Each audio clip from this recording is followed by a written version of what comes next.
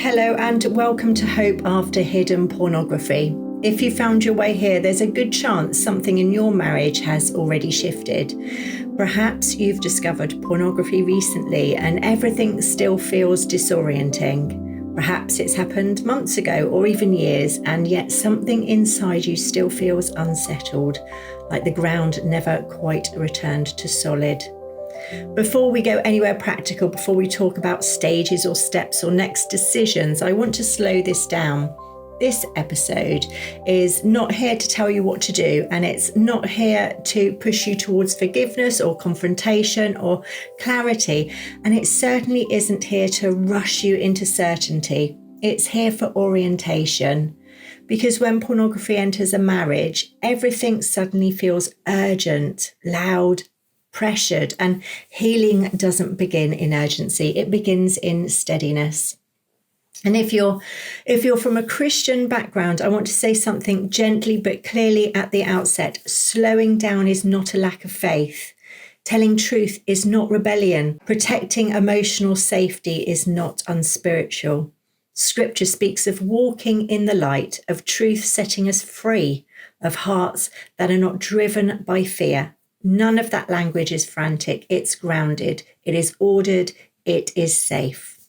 And when I speak about safety in this series, I don't only mean physical harm, I mean emotional safety, spiritual safety, the kind of safety where you're not afraid of what will happen if you speak honestly.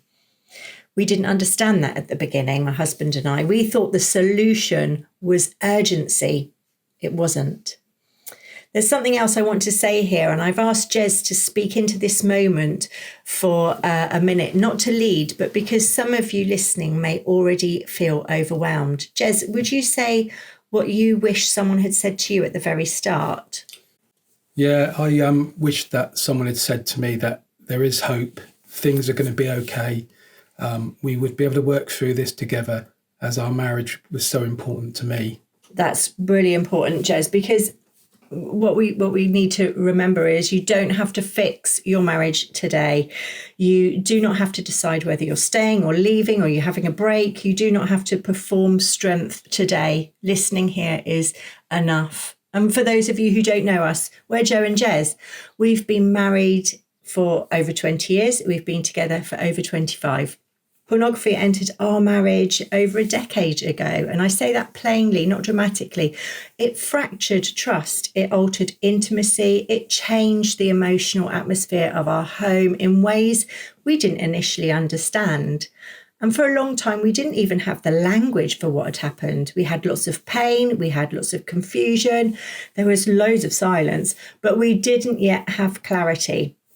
When we went looking for help, what we found were fragments, a book here, a sermon there, an article explaining behaviour, but not addressing injury. And what we couldn't find was structure, something that helped us understand what mattered first and what could wait, and how to stop making things worse while trying to fix them. That absence is why this podcast exists. We're not therapists speaking from theory. We are not presenting a polished redemption story. We teach from lived experience, from hard-won insight, and from a deep respect for the complexity of real marriages. And complexity matters here because pornography does not only affect behaviour, it affects trust, identity, and emotional safety. The way a wife looks at her husband, the way a husband sees himself. Those layers cannot be healed out of order. Let me be very clear about what this is not. This is not a quick fix. It's not a promise that your marriage will return to what it once was. It's not a guarantee of restored intimacy on a tidy timeline. It's not built on shame. If anything, this work, this podcast, and the support we offer removes shame. It does not weaponize it. What it offers instead is structure, and structure matters because chaos can feel spiritual when you're inside it. It can feel dramatic, urgent, morally charged, but chaos is not the same thing as healing. Healing is ordered.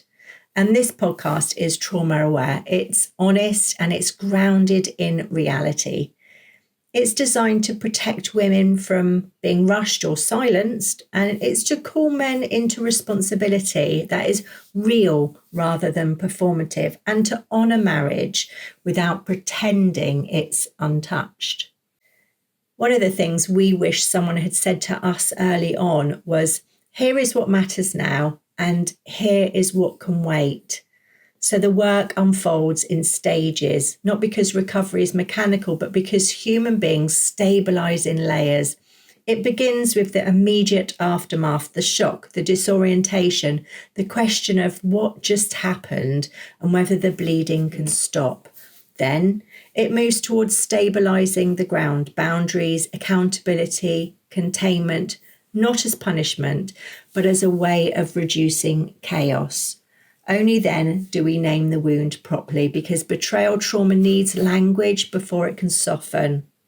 From there, the deeper work begins, not only how to stop behaviour, but what the behaviour was doing in the first place: coping, avoidance, shame, fear of vulnerability.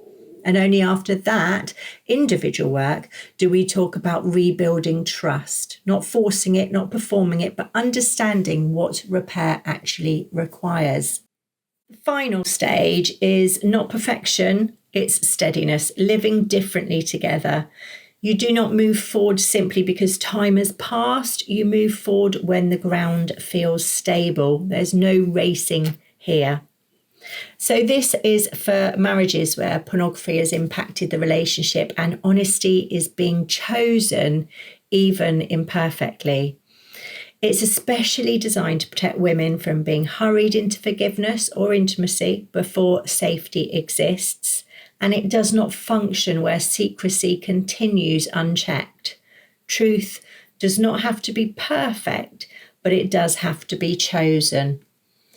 If you take nothing else from this first episode, take this. You do not need to know how this ends in order to begin.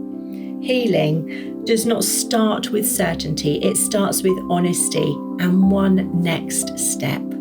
This podcast offers orientation, and we, Jez and I, we offer guided support if you need it. There's no pressure. In the next episode, we'll begin to talk about the immediate aftermath of discovery, especially for wives who feel as though the ground has disappeared beneath them. Until then, take a breath. Nothing needs to be decided today.